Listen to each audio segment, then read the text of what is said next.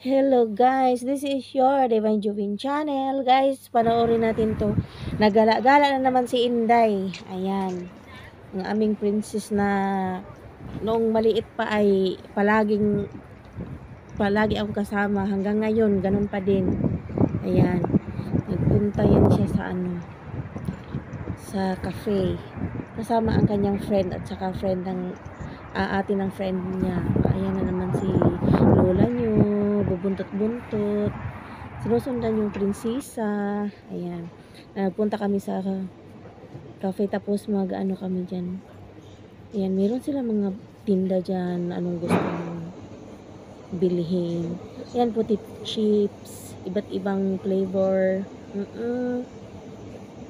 Tapos sila dyan si Bibi nag-ano yung aming dalaginding na maganda.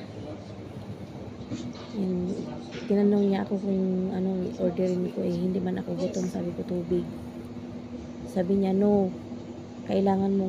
Ayan, meron siyang croissant cheese, croissant beef, croissant na chicken. Diyan banda mga drinks, orange and everything, flavor na mga strawberry, cherry na mga juice, pineapple.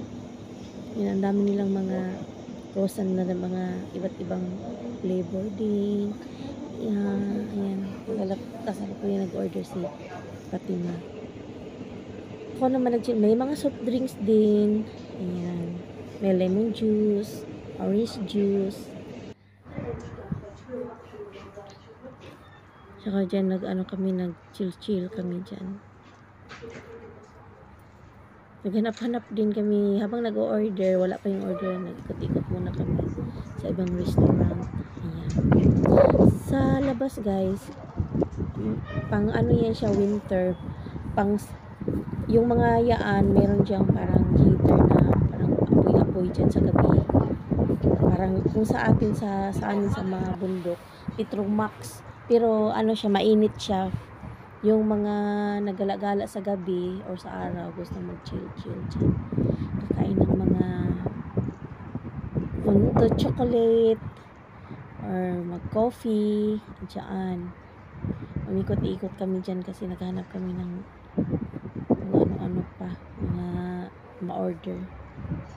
Habang hinihintay namin yung order doon, nag-ikot muna si Bibi. Ayan. Ano lang siya, maliit na lugar lang yan, pero napaka-organized, napakaganda. Yaman-yaman. Parang village lang siya. Ayan po ang view. Tapos, pagka kinabukasan yan, sabi ng amo kong lalaki, ayan, kasama mo si yung kanyang magandang Arabiana na anak. Babae, sabi ko, opo, ako, kung kahit saan siya, nakasunod ako sa kanya. Diyos ko, mag-report talaga kung anong mga ginagawa. Nakasunod ako sa kanya, kahit magpunta siya sa CR, ako yung nauuna sa CR. Bago pumasok, kahit saan siya pupunta, nandun ako sa likod or sa harap. Yan po. Umikot-ikot lang kami dyan sa lugar na yan. Tapos, binidyohan ko na lang. Ang ganda ng bulaklak na yan. As in, buhay na buhay kasi galing pa sa winter. Ngayon pa summer na. Ayan, yung mga upuan pa kasosyal. Ayan. Tapos yung paligid ay ganyan. May fountain pa. Nakuha ko ng short video dyan.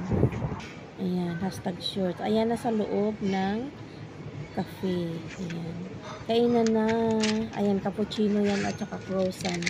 Binigay ni Bibi sa akin. Half na croissant saka yung